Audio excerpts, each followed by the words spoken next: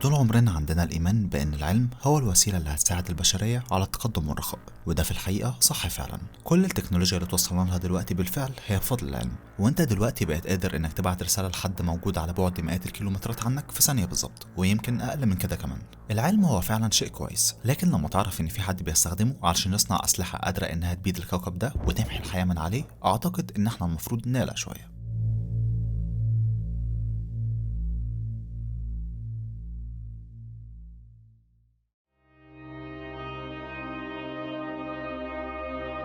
سنة 1938 كان تاريخ اكتشاف الانشطار النووي على ايد العالمين الالمانيين اوتو هان وفريدز ستراسمان. والانشطار النووي هو العملية اللي بيحصل فيها انقسام نواة الذرة لجزئين او اكتر، ولو الانشطار ده حصل في عنصر من العناصر الثقيلة، وهي العناصر اللي بيرجح انها بتتميز بوزن ذري وكثافة عاليين، فاللي هيحصل ان هيتولد عندنا كمية مهولة من الطاقة الحرارية والاشعاعية. بعد ما العالمين دول وصلوا لاكتشاف الانشطار النووي، ظهرت حالة من الرعب ما بين بعض علماء الفيزياء، ومن ضمنهم عالم الفيزياء الامريكي ليو زيلارد، اللي كتب رسالة تحذير علشان يرسلها لرئيس الولايات المتحدة الامريكية. والرسالة دي وقع عليها عالم الفيزياء ألبرت اينشتاين، علشان كده اتسمت برسالة اينشتاين زيلارد. والرسالة دي كان مضمونها بكل اختصار ان علماء الالمان احتمال يكونوا بيطوروا قنابل ذرية.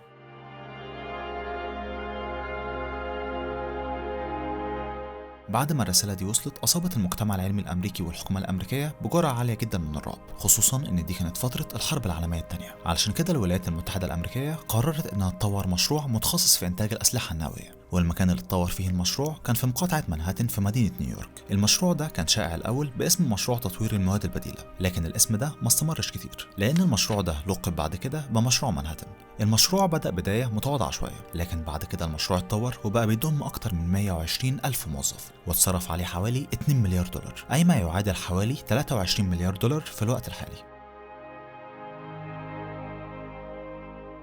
الأبحاث فضلت مستمرة في المشروع لحد ما تم بالفعل تطوير أول قنبلة نووية على إيد عالم الطاقة النووية روبرت أوبنهايمر. وبعد كده استمرت عملية صنع الأسلحة النووية لحد سنة 1945، الوقت اللي قرر فيه الجيش الأمريكي إنه لازم يجرب الأسلحة دي. وبالفعل تم اختيار مكان التجربة اللي اتسمت باختبار ترينيتي، والمكان اللي هيتم فيه الاختبار كان في صحراء جورنادا ديل ميرتو اللي موجودة في جنوب شرق مدينة سيكورو الأمريكية. وبالفعل تم إجراء الاختبار ده علشان تكون صحراء جورنادا هو المكان اللي شهد أول تفجير نووي حصل في التاريخ. الولايات المتحدة الأمريكية كانت في حالة حرب، وده اللي خلاها تستغل فرصة إن بقى عندها أسلحة نووية. بعد استسلام ألمانيا في الحرب العالمية الثانية، في مؤتمر اتعقد سنة 1945 في مدينة بوتسدام الألمانية، والمؤتمر ده كان مجتمع فيه رؤساء بعض الدول، والدول دي كانت الولايات المتحدة الأمريكية والمملكة المتحدة والاتحاد السوفيتي. المؤتمر كانوا بيناقشوا فيه بعض الشروط والمعاهدات اللي هتطبق على دولة ألمانيا، لكن كمان من المعاهدات اللي كانت في المؤتمر ده إن اليابان تعلن استسلامها زي حليفتها ألمانيا علشان تنتهي الحرب العالمية الثانية. لكن رئيس وزراء اليابان تجاهل تماما الكلام اللي اتقال في المؤتمر ده،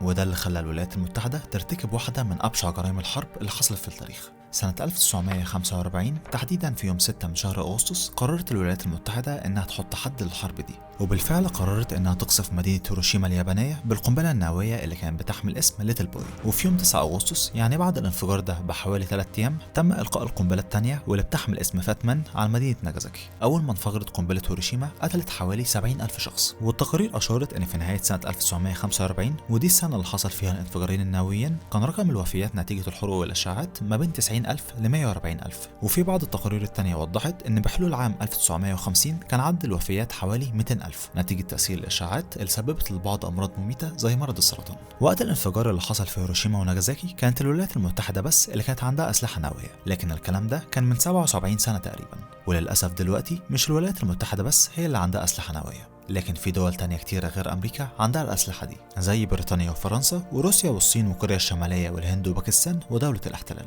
وللأسف الأسلحة النووية دلوقتي ما بقتش ممكن تقتل 140 ألف شخص زي ما حصل في هيروشيما وناجازاكي، لكن في بعض القنابل النووية زي القنابل الهيدروجينية ممكن فعليا تقتل ملايين الناس. الولايات المتحدة وروسيا هم الدول اللي عندهم أقوى الأسلحة النووية، وللأسف الدولتين دول أغلب الأوقات بيكون ما بينهم بعض الخلافات، وخصوصا في الوقت الحالي. ولو قامت ما بينهم حرب نووية فأسلحتهم قادرة إنها تبيد الكوكب ده بكل أشكال الحياة اللي عليه. لكن برضو ليه أصلا يكون عندنا أسلحة زي دي؟ ليه دول زي الولايات المتحدة وروسيا ما يستغنوش عن أسلحتهم النووية زي أوكرانيا وكازاخستان وجنوب أفريقيا؟ هل الرغبة في التهديد والتفاخر بين الدول تستاهل إن يكون موجود أسلحة زي دي؟ يا ريت تقولي رأيك في الكومنتات، ويا ريت لو الحلقة عجبتك تعمل لنا لايك وسبسكرايب وشير وتفعل جرس الإشعارات علشان توصلك كل فيديوهاتنا أول بأول. شكرا للمشاهدة والسلام عليكم.